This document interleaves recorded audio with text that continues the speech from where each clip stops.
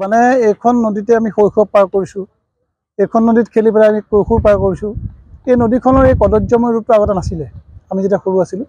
আৰু যেতিয়া মই সদায় নদীখনেদি পাৰ হৈ যাওঁ তেতিয়া সদায় মনত এটা ভাৱ হয় যে নদীখনৰ কিবা এটা কৰিব নোৱাৰিনে।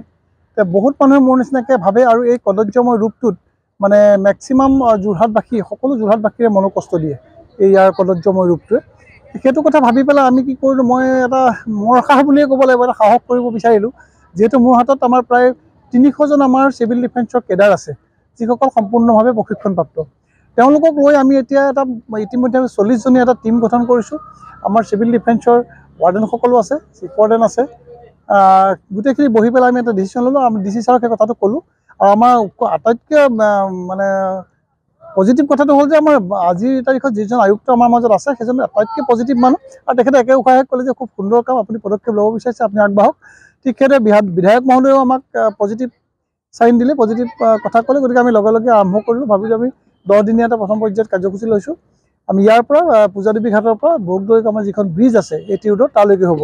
ছেকেণ্ড ফেজত আমি নেক্সট কৰিম সেই এটি ৰোডৰ ব্ৰিজখনৰ পৰা যিখন আমাৰ লোহাৰ দলং আছে, ৰেলৱে ব্ৰিজ বুলি কওঁ, সেইখিনিলৈকে। আৰু থাৰ্ড ফেজত আমাৰ কাম হ'ব ৰেলৱে ব্ৰিজৰ পৰা আমি যিখন বাইপাছৰ ব্ৰিজ আছে তালৈকে। এই 3টা পৰ্যায়ত আমি কামখিনি কৰিম বুলি ভাবিছোঁ। আৰু অদূৰ ভৱিষ্যতে আমাৰ বাকী যিখিনি সম্পদ আছে, যোৰহাটৰ ৰিচোৰ্চ বুলি কওঁ আমি, সম্পদেই আচলতে, টকলায়ে কওক বা আমাৰ তৰাজানখনেই কওক বা অন্য যিবিলাক আমাৰ ৰাজহুৱা পুখুৰী আছে বা ডাঙৰ ডাঙৰ ৰজাদিনীয়া পুখুৰী আছে, সেই গোটেইসমূহৰ আমি পৰিষ্কৰণৰ বাবে বিশেষ পদক্ষেপ ল'ম বুলি ইচ্ছা কৰিছোঁ। আৰু সেইভাৱে আমি কাম আগবঢ়াম বুলি ভাবিছোঁ।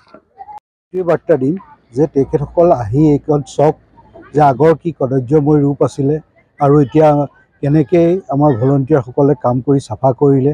আৰু এই চাফা কৰাটো এতিয়া চাফা আমি কৰি দিলোঁ, কিন্তু ইয়াৰ পিছৰ দায়িত্ব সৰ্বসাধাৰণ ৰাইজে ল'ব লাগিব। তেখেতসকলে ইয়াক ৰাখিব লাগিব, এই ধৰণে ইয়াত জাবৰ পেলোৱা সময়ত সচেতন হ'ব লাগিব যে ইয়াত জাবৰ পেলাব নালাগে। সেই সচেতনতা আনিবৰ কাৰণেও আমি এটা ইয়াৰ লগে লগে সচেতনতা ড্ৰাইভ এটাও চলাম, আমি এৱাৰনেছ ড্ৰাইভ এটা চলাম। সেইখিনি চলাই আমি এই কামখিনি আগুৱাই যাম। এতিয়া আমাৰ পিছত এই কামটো সম্পূৰ্ণ যোৰহাটবাসী ৰাইজৰ ওপৰত কথা, তেখেতসকলে কেনেকৈ ৰাখিব পাৰে।